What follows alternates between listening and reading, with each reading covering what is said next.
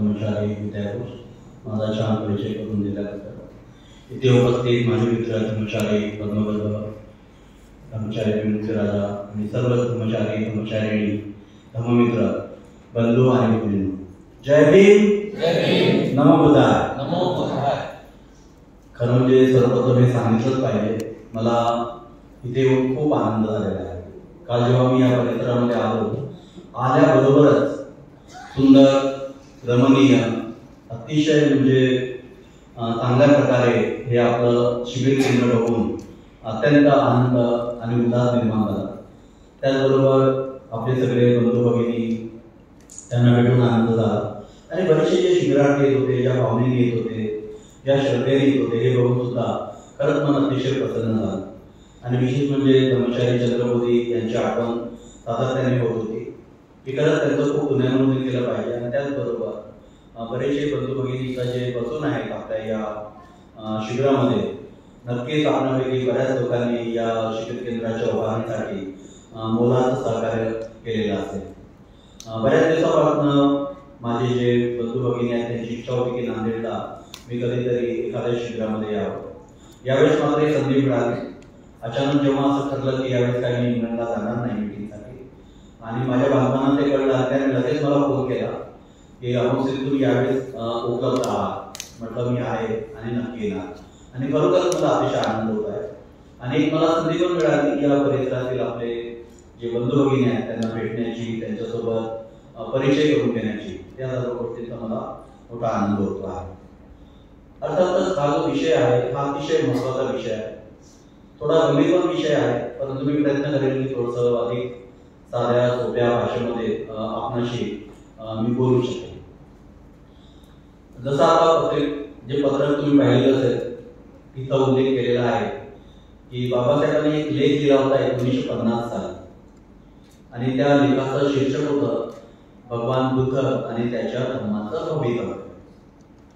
अर्थात 1950 साली म्हणजे धर्मांतराच्या फार पूर्वी बाबासाहेबांनी हा लेख लिहिला होता। महाबोधी पत्रिका त्यावेळेची अतिशय प्रसिद्ध अशी ही पत्रिका होती।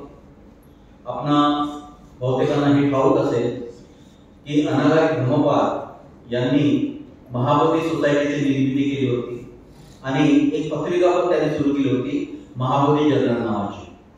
आणि या पत्रिकेमध्ये जगातील अनेक जे विद्वान आहेत, पंडित आहेत, मोठे स्कॉलर आहेत, बुद्ध धर्माविषयी ज्ञान असणारे आहेत, ते त्या पत्रिकेमध्ये लिहित असतात। आणि विशेष म्हणजे जेव्हा बुद्ध धर्माला 2500 वर्ष पूर्ण होते त्यावेळेस एक विशेष आवृत्ती काढावी, विशेष अंक काढावा अशा प्रकारे ठरलं होतं। आणि मग त्यात त्यांनी बाबासाहेबांना एक विनंती केली की तुमचा सुद्धा एक लेख पाठवा, आणि बाबासाहेबांनी मग तिथे आपला एक लेख पाठवला।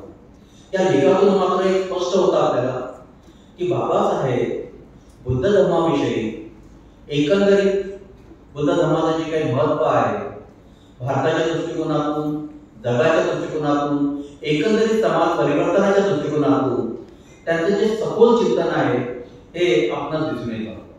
धर्मांतर जरी 56ला झालं तर थोडंसं आपण मागे वळून पाहिलं आपल्याला एक लक्षात येईल की बाबासाहेबांच्या विचारांवर जी काही भाषणं आपण ऐकतो, त्यांचं जे काही लेखन आपण वाचतो, तर आपल्याला लक्षात येईल की बाबासाहेबांच्या मनावर, त्यांच्या विचारांवर बुद्ध धर्माचा खूप मोठा परिणाम आपल्याला दिसून येतो।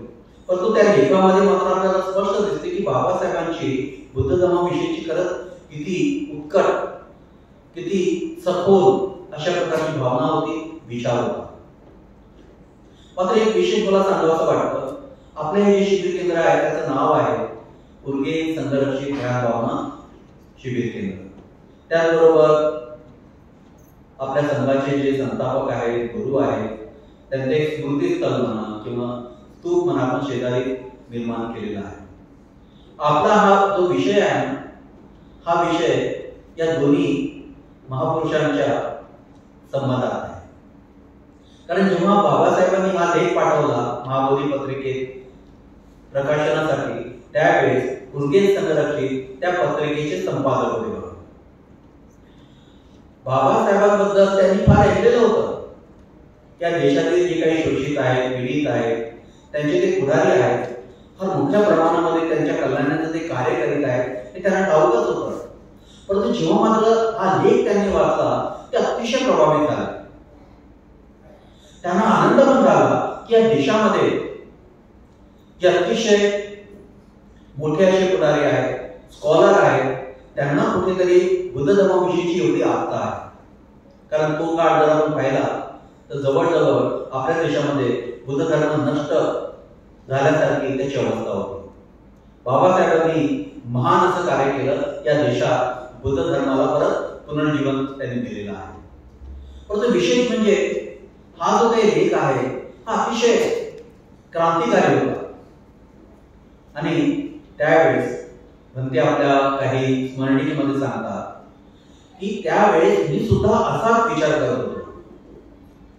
कारण बाबासाहेबांनी ज्या पद्धतीने बुद्ध धर्माकडे पाहिलं, बौद्ध जगतांकडे पाहिलं, तशाच प्रकारे उर्गेन संघर्षी सुद्धा बौद्ध जगताकडे तशा प्रकारे पाहत होते.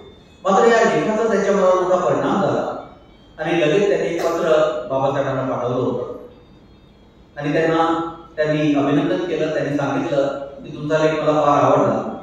आणि मग बाबासाहेबांनी त्यांना परत उत्तर पाठवलं की तुम्हाला जर वाटत असेल तर माझी परवानगी आहे, तुम्ही याला अन्य भाषेमध्ये पण अनुवाद करून छापू शकता.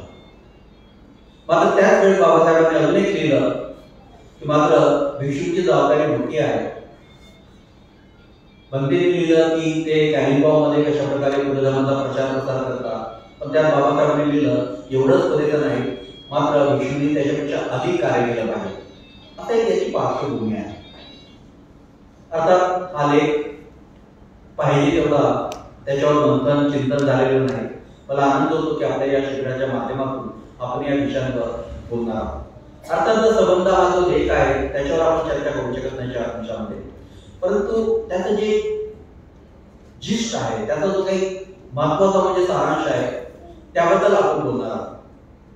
बाबासाहेबांनी आधी हे सांगायचा प्रयत्न केला की मनुष्य जो आहे ना त्याला खरंच धर्माची गरज असते. मनुष्य त्याला जगण्यासाठी काही मूल्य हवी, त्याला काही तत्व हवी, त्याच्यापुढे काही आदर्श असला पाहिजे. नाही तर केवळ एक प्राण्यासारखं त्याचं जीवन होऊ शकतं. मात्र त्याचबरोबर त्यांनी हेही सांगितलं की बघ कुठलाही धर्म हा माणसाच्या उत्कर्षासाठी, विकासासाठी उपयुक्त असेलच असं नाही. मग एखादा धर्म माणसाच्या उत्कर्षासाठी, त्याच्या विकासासाठी जर उपयुक्त असेल तर ते कसं आपण पाहिलं पाहिजे, त्याच्या काय कसोट्या असल्या पाहिजे. एखाद्या वेळेस काही गोष्टी काही धर्मामध्ये असू शकतात, परंतु बाबासाहेब प्रत्येक गोष्टीचं अतिशय सखोल चिंतन करीत असतात. एक मात्र त्यांना माहिती होतं की खरंच माणसाला धर्माची गरज आहे. त्यांचं अधिष्ठानच धार्मिक होतं, परंतु मात्र त्यांना अतिशय काळजीपूर्वक याचा विचार करणं गरजेचं होतं. आणि म्हणून त्यांनी अनेक धर्माची तुलना केली, बऱ्याचशा काही बाबी त्याच्यामध्ये त्याच्यात काही जाणार नाही.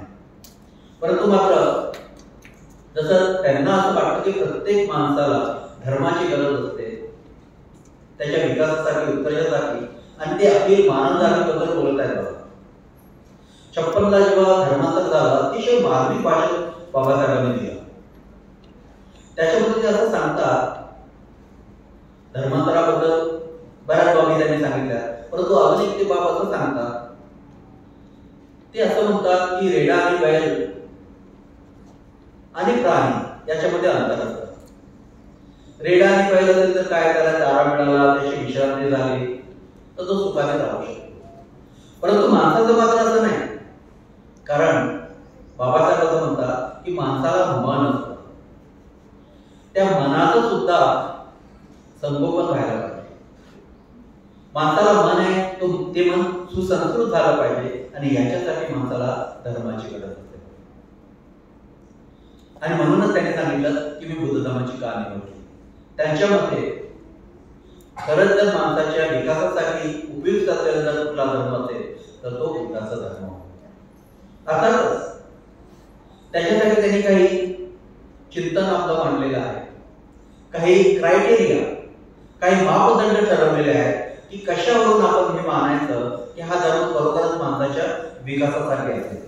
तर त्यांनी 4 बाबी सांगितलेल्या आहेत आणि या शिबिराच्या माध्यमातून त्या 4 बाबींवर आपण थोडी चर्चा करणार आहोत. आणि मग परत त्यांनी 3 बाबी सांगितलेल्या आहेत. मग या धर्माच्या प्रचारासाठी आपण काय केलं पाहिजे. आता मला माहित नाही या शिबिराच्या कालावधीमध्ये त्याच्यावर मला बोलायची संधी मिळेल की मिळणार नाही, मात्र 4 प्रवचनं मी देणारच आहे. हे जे काही 4 मापदंड आहेत, प्रत्येक एका मापदंडावर मी प्रत्येक दिवशी बोलणार आहे. तर आजचं त्यांचं जे पहिलं मापदंड आहे ते म्हणतात की कुठलाही समाज, एक आपण लक्षात घेतलं पाहिजे की ते बाबासाहेब अतिशय व्यापक एकंदरीत मानवी समाजाचा ते विचार करीत आहेत. त्यांच्या दृष्टिकोनातून बुद्ध धर्माची जी गरज आहे अखिल मानव जातीला आहे, जगाला. ते असं म्हणतात की कुठलाही समाज एक संध राहण्यासाठी, त्याला एकत्र ठेवण्यासाठी 2 बाबींची गरज असते. पहिली म्हणजे एकतर कायदा हवा असतो आणि दुसरी म्हणजे त्या समाजामध्ये नैतिकता हवी असते. पुढे बाबासाहेब असं म्हणतात की कायदा जो असतो तो काही अल्पसंख्याक लोकांसाठी, काही कमी लोकांसाठी, त्यांच्यावर नियंत्रण ठेवण्यासाठी कायदा उपयुक्त आहे. परंतु मात्र बहुसंख्य लोक जे आहेत त्यांचं नियमन हे नैतिकतेवर आधारित असलं पाहिजे. आणि ते म्हणतात की या 2 पैकी जर एकही बाब नसेल तर तो समाज मात्र विखुरला जातो, समाजाचं पतन होतं. आता एक विचार करण्यासारखी बाब आहे की बाबासाहेबांनी हा मुद्दा सांगितलेला आहे. स्वतः बाबासाहेब त्यांनी या देशाची घटना निर्मित केली. ते स्वतः कायदे पंडित होते, या देशाचे कायदे मंत्री होते. कायद्याचं त्यांना खूप चांगल्या प्रकारचं ज्ञान होतं. परंतु थोडं चिंतन आपण करू शकतो. बाबासाहेबांना हे समजलं की नुसता कायदा करून आपण समाज परिवर्तन करू शकत नाही. त्याने अतिशय सुंदर एक घटना आपल्याला दिलेली आहे. तेवढंच पुरेसं नाही, तर काय महत्वाचं असतं, कुठलाही समाज असतो त्या समाजामध्ये नैतिकता रुजली पाहिजे. आणि ही जी काही नैतिकता आहे हे रुजवण्याचं मोलाचं काम, महत्वाचं कार्य हे धर्माचं असतं. आता बुद्ध धर्माकडे आपण थोडंसं बघूया. बुद्ध धर्मामध्ये या नैतिकतेला कसं स्थान आहे, कुठं स्थान आहे, किंबहुना जेव्हा आपण नैतिकता म्हणतो तर बुद्ध धर्माचा काय दृष्टिकोन आहे ते समजून घेणं फार महत्वाचं आहे. प्रथम बाब मला सांगावीशी वाटते, बाबासाहेबांच्या जीवनाकडे जर आपण पाहिलं ना, तर मला फार मोठी प्रेरणा मिळाली ते बाबासाहेबांच्या जीवनचरित्रातून. आणि बाबासाहेबांचं जेव्हा जीवन आपण पाहिलं तेव्हा एक गोष्ट मात्र लक्षात येते आणि ती गोष्ट म्हणजे त्यांचं चारित्र्य.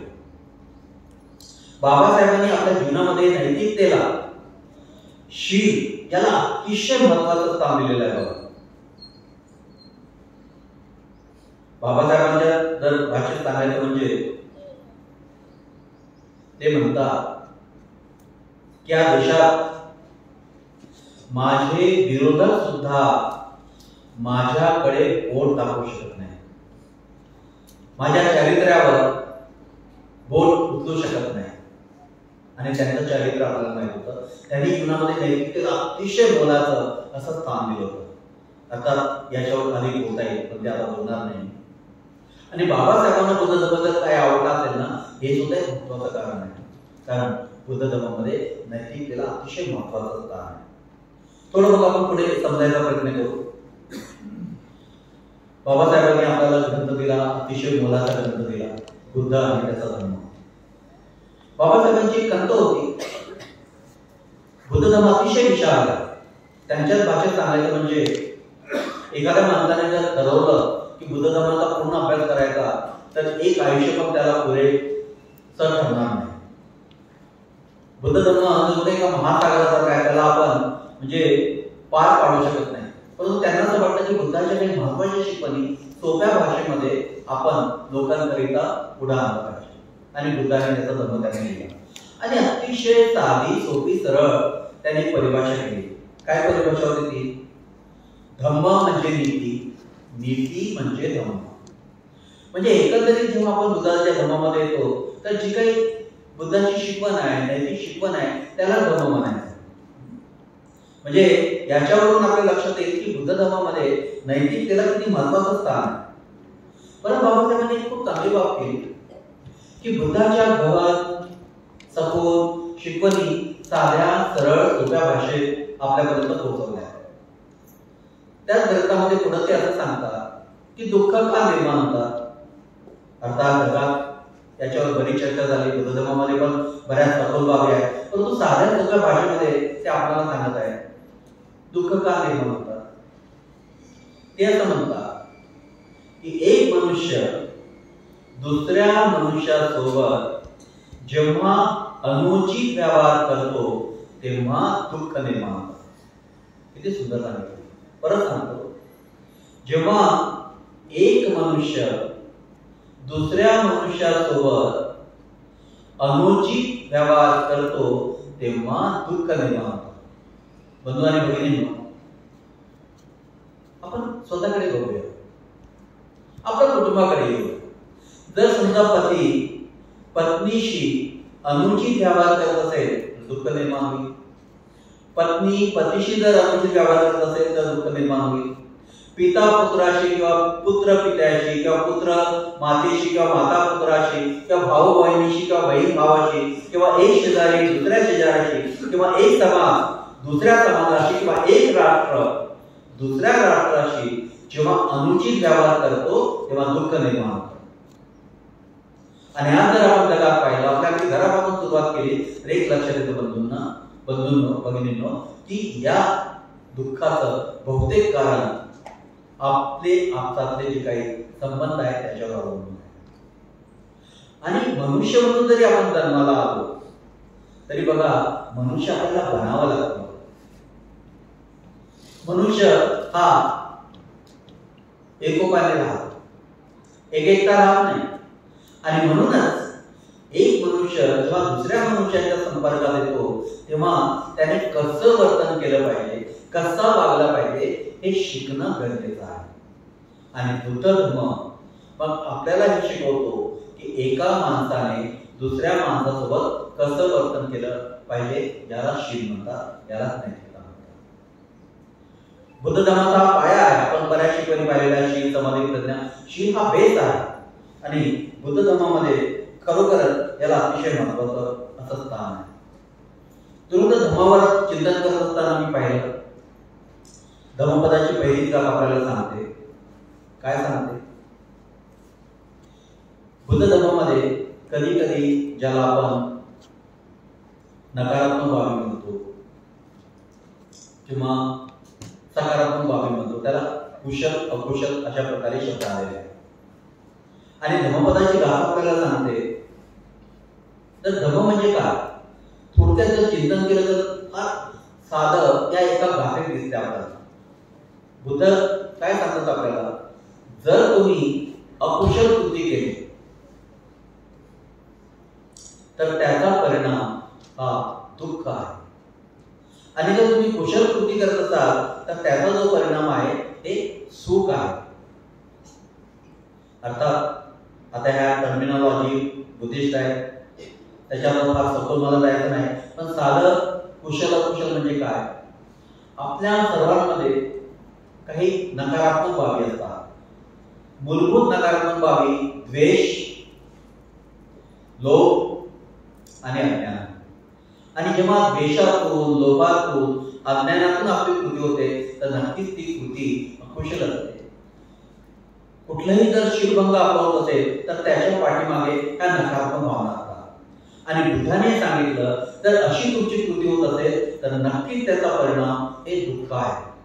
बंधू आणि भगिनींनो, बुद्धाचं हे वचन आहे, तुम्ही बौद्ध असा किंवा नसा, अगदी त्यांनी जसं सायन्स विज्ञानाचा एखादा नियम असतो ना तसं सांगितलेलं आहे आणि याला कोणीही नाकारू शकत नाही. आपल्या कृतीचा हा परिणाम. याला उर्गेट संघर्षकांनी खूप चांगल्या भाषेत सांगितलेलं, मला ते फारच आवडतं. त्यांनी काय सांगितलं? Action has consequences. आपल्या कृतीला परिणाम असतात. बुद्ध अतिशय व्यावहारिक शिकवतात. आपल्या जीवनात आपण ते उतरवू शकतो अशा प्रकारे ते सांगतात. आणि जर थोडं आपण पाहिलं ना बंधू आणि भगिनींनो, अनेक गोष्टी कुटुंबाच्या असो, समाजाच्या असो, देशात असो, राष्ट्रात असो, आणि बऱ्याचदा आपल्या या अकुशल कृतीचा परिणाम आपण स्वतःसाठी आणि इतरांसाठी दुःख निर्माण करतो. आणि म्हणूनच बुद्ध आपल्याला शिकवतात की माणसाला हे शिकून घ्यावं लागतं की एका माणसाने दुसऱ्या माणसाशी कशा प्रकारे वर्तन केलं पाहिजे. कदाचित आपण उच्च शिक्षित असू, फार मोठे स्कॉलरही हो, परंतु मात्र एका माणसाने दुसऱ्या माणसाशी कसं वागलं पाहिजे हे मात्र बऱ्याचदा शिकत नाही. आणि म्हणूनच बुद्धाचा जो काही धर्म आहे तो शिकणं अतिशय गरजेचं आहे. आता थोडक्यात मी सांगितलं, ज्याला आपण नैतिकता म्हणतो, कुशल म्हणतो, तर थोडक्यात असं आहे की आपल्यामध्ये जी काही नकारात्मकता आहे, लोभामुळे, द्वेषामुळे, अज्ञानामुळे जर काही कृती होत असेल तर नक्कीच त्याचा परिणाम हा दुःख आहे. आणि याला अकुशल म्हटलेलं आहे किंवा एक प्रकारे आपण शिलांचं इथं पालन करत नाही. आता नैतिक जीवन, शील, सदाचरण हे शब्द नेहमीच कानावर पडतात, परंतु बऱ्याचदा मात्र इथे पण काही थोडेसे संभ्रम आपले निर्माण होतात. शिलाचं महत्व जेवढं सांगायचं तेवढं कमीच पडणार आहे. त्याच्यामुळे काही उदाहरणं, काही गोष्टी आता मी सध्या टाळणार आहे. परंतु जेव्हा शिलांची आपण चर्चा करतो ना बंधू आणि भगिनींनो, तर एक गोष्ट मात्र खरंच लक्षात ठेवली पाहिजे. संघाच्या संपर्कात येण्याआधी मला असं वाटायचं की मी अतिशय चांगला शिलाचरणी आहे, कारण बाबासाहेबांची खूप मोठी प्रेरणा होती. मोठ्या प्रमाणात आम्ही युगांमध्ये काम केलं होतं. व्यसनमुक्ती आंदोलनं चालवली होती, अंधश्रद्धा निर्मूलनासाठी काम केलं होतं, आणि आपलं सरळ जीवन असावं याच्यासाठी आम्ही सतत प्रयत्न करायचो. आणि मग आम्हाला असं वाटलं की आपण काही हिंसा करत नाही, आपण काही खोटं बोलत नाही, आपण काही व्यभिचार करत नाही, आपण काही दारू वगैरे किंवा जे काही मद्यपान वगैरे अशा काही बाबी आपण करत नाही, म्हणजे आपण खूप चांगले बोलतो आहोत. मला असं वाटतं की थोडंसं इथे घोटाळा होतो. जर थोडंसं बुद्धांकडे आपण पाहिलं, त्यांच्या शिकवणीकडे पाहिलं, तर ते थोडंसं सखोल जायचा प्रयत्न करू. म्हणजे बाबासाहेबांना नैतिकता का हवी आहे आणि बुद्ध धर्मामध्ये नैतिकता कशी आहे हे अजून चांगल्या प्रकारे समजून घेणं गरजेचं आहे. खरं म्हणजे जर थोडं तुम्ही इतिहासात केला, जुने ग्रंथ जर आपण चालले, तर एक लक्षात येईल की बुद्ध शिकवण जेव्हा द्यायचे ना, तर तेव्हा ते सांगायचे, ज्याला आपण नकारात्मक शील म्हणतो, की मी हिंसा करणार नाही, चोरी करणार नाही. परंतु त्याच्यानंतर नंतर लगेच सांगायचे की मग काय केलं पाहिजे. बऱ्याचदा आपल्याला याच्यातच जाणवतो, मी असं करत नाही बाबा, मी तसं करत नाही बाबा. एवढंच बुद्ध धर्माचं शील नाही आहे. त्याला चारित्र्य शील आणि बाह्य शील म्हटलेलं आहे. म्हणजे काय नाही करायचं हे शील आहे आणि काय केलं पाहिजे ते शील आहे. बऱ्याचदा मात्र तिथं कानाडा होतो. बुद्ध धर्मामध्ये जसं बाबासाहेबांनी म्हटलं की आपला माणूस म्हणून विकास झाला पाहिजे, तर विकासाचा अर्थ असा होतो की आपण नेहमी पुढे पुढे गेलं पाहिजे. नैतिक जीवनामध्ये पण आपण अधिक पुढे गेलं पाहिजे. मग कसं? खरं म्हणजे काही लोकांना कधी कधी प्रश्न पडायचा, जे नव्याने संघाच्या संपर्कात यायचे, की विदायशील कुठून आणलं. अर्थात त्याची सगळी पाळेमुळे आपल्या ग्रंथामध्ये आहे. खरं म्हणजे पंचशील जे असतं ना, ते किमान तुम्ही हिंसा नका करू, तुम्ही चोरी नका करू. जेव्हा एखादा माणूस बोध होतो, त्रिशरण ग्रहण करतो, तेव्हा पहिली बाब ही घडते की त्याच्या पाठोपाठ लगेच शील ग्रहण करतो. म्हणजे जेव्हा आपण बौद्ध बनतो त्याची अभिव्यक्ती आपल्या शीलामध्ये होत असते. जर एखादा व्यक्ती बौद्ध असेल ना, मग त्याची ओळख काय आहे की होय हा माणूस बौद्ध आहे, कारण अशा प्रकारे हा शीलांचं आचरण करतो. तर थोडस आपण त्याच्याकडे लक्ष दिलं पाहिजे की आपण हे करत नाही, तेवढं नाही, किमान असं नका करू एक बौद्ध बनल्यावर, परंतु मात्र कमाल अधिक तुम्ही काय करू शकता हे मात्र बुद्ध धर्म आपल्याला शिकवत असतं. त्याच्याकडे मात्र कधीतरी आपण तेवढं लक्ष देत नाही. मग ह्या कुठल्या बाबी आहेत? आता आपण जर असं म्हटलं की मी हिंसा करणार नाही, चोरी करणार नाही, तर पालिकाचा समजा आपण लक्षात घेऊया. जसं पाना पिपाता बेरमणी सिक्खापदं समाधे. सिक्खापद हे खूप महत्वाचा शब्द आहे. सिक्खापद म्हणजे शिक्षापद, ट्रेनिंग प्रिन्सिपल. म्हणजे जेव्हा आपण बौद्ध बनतो तेव्हा एक प्रकारे हे जी काही नैतिक जीवन आहे त्या प्रशिक्षणामध्ये आपण स्वतःला सामील करून घेऊ. हे प्रशिक्षण आहे. जसं आपल्याला सायकल शिकायची असते, काही वेळेस आपण शिकता पडतो पण बॅलन्स राहत नाही आणि हळूहळू तरबेज होतो. पोहणं शिकतो, आपल्याला हळूहळू आपण तरबेज होत जातो. तशाच प्रकारे जेव्हा बौद्ध आपण बनतो तेव्हा म्हणतो सिक्खापदं म्हणजे ट्रेनिंग प्रिन्सिपल. ते एक ट्रेनिंग प्रिन्सिपल म्हणून आपण याचा स्वीकार करतो. तर थोडंसं आपण समजून घेऊया. तत्व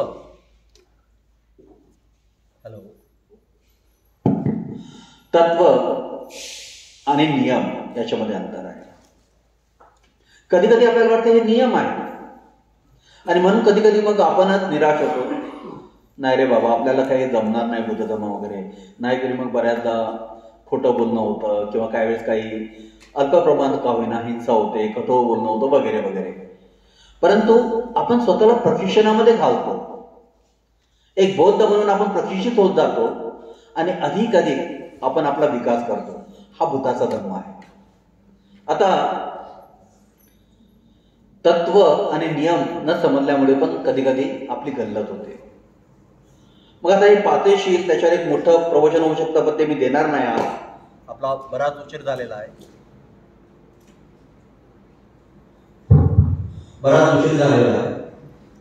पण थोडं तत्व म्हणून मी सांगणार आहे. आता समजा पहिलं शील आहे हिंसेपासून अलीकरण आहे. मग बुद्ध धर्म काय शिकवतं? मैत्री शिकवतो. आपण विधायशील देतो. म्हणजे मग आता त्याला तत्व म्हणून का पाहायचं आपण? पहिलं तत्व मैत्रीचं आहे. आणि भगवान भजनो जर बुद्ध धर्माकडे तुम्ही पाहिलं ना, आणि आपल्यापैकी कदाचित बहुतेक लोक नागपूरला कधीतरी नक्कीच आले असतील. नागपूरमध्ये बरेच ते होर्डिंग लागलेले आहेत. बाबासाहेबांचे बुद्धांचे विचार तिथे लिहिलेले आहेत आणि एका ठिकाणी असं लिहिलेलं आहे, मैत्री करुणा हा बुद्ध धर्माचा सार आहे.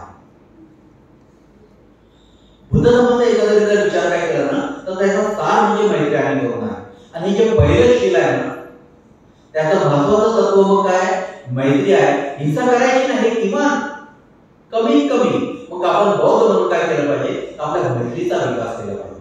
आणि मैत्रीचा विकास आपण खूप करू शकतो, अधिक आपण करू शकतो.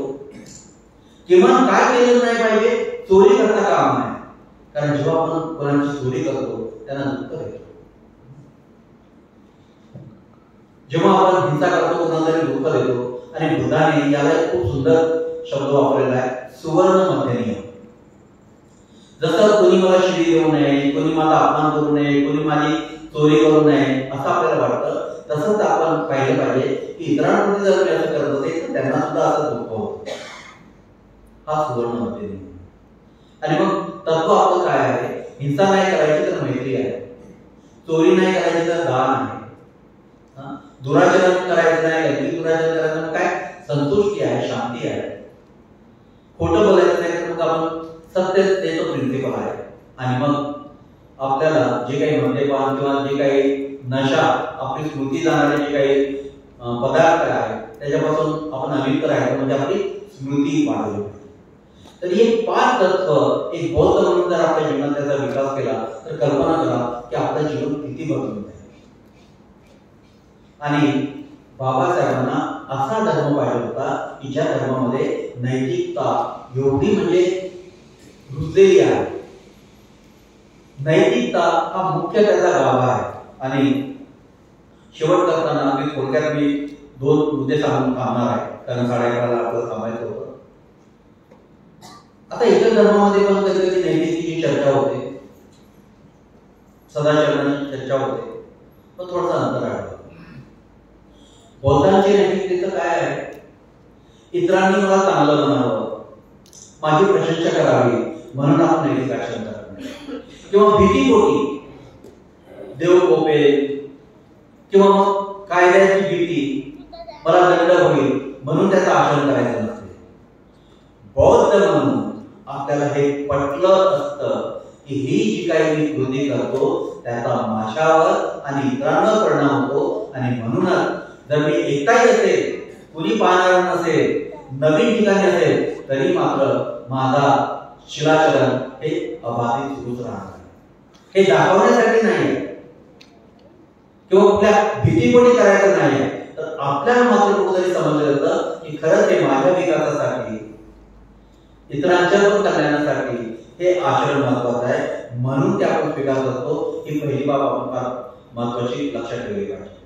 आणि म्हणूनच एक बौद्ध म्हणून सातत्याने आपलं नैतिक जीवन उंचावलं पाहिजे. आता एक छोटं उदाहरण मी सांगतो, दानाचं घ्या.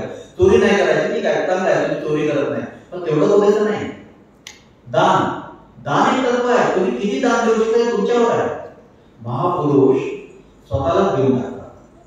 आपण आज जे चांगले बसलेलो आहोत, चांगले कपडे वगैरे घालून चांगल्या प्रकारे अनेक महापुरुषांचा त्यागाचा तो परिणाम आहे. अर्थात बौद्ध जेव्हा आपण म्हणतो तेव्हा मात्र अधिक आपल्या लोभातून आपण सुटतो आणि अधिक स्वतःचाच विकास नाही, इतरांच्या विकासाचा विचार करू लागतो. तर हे सगळे तत्व म्हणून जर आपण पाहिलं आणि थोडी ही चर्चा केली की खरंच आपण जीवनामध्ये तत्व म्हणून पाहतो. खरं म्हणजे मैत्रीचं तत्व अतिशय महत्वाचं असं सांगितलं जातं. जसं मी सांगितलं म्हटलं, मैत्री हा बेस आहे. मग एक बौद्ध म्हणून खरंच आपल्या मैत्रीचा विकास होतोय का?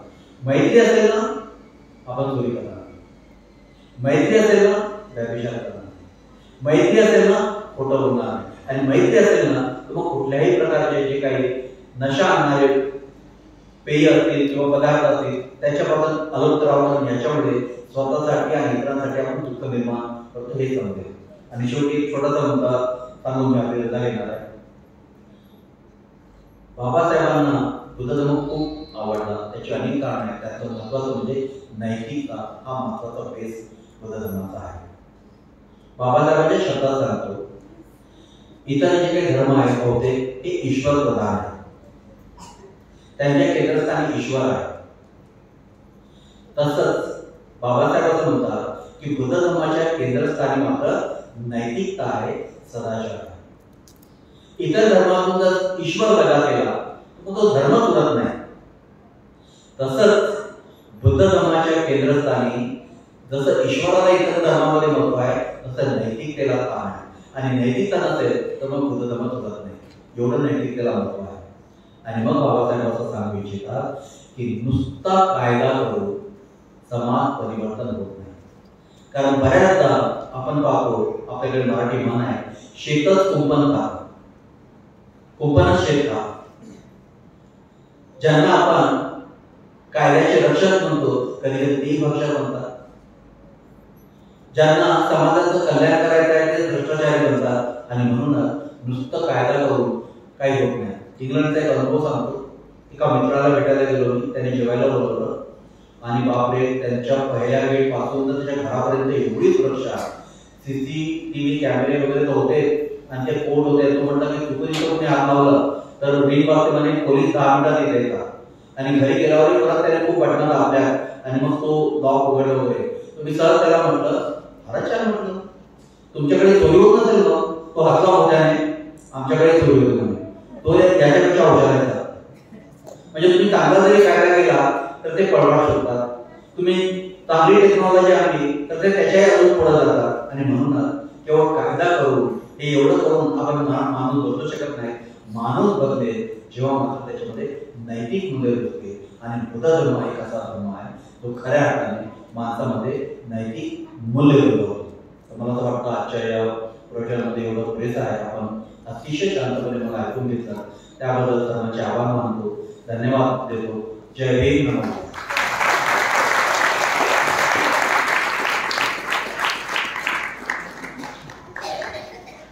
धन्यवाद.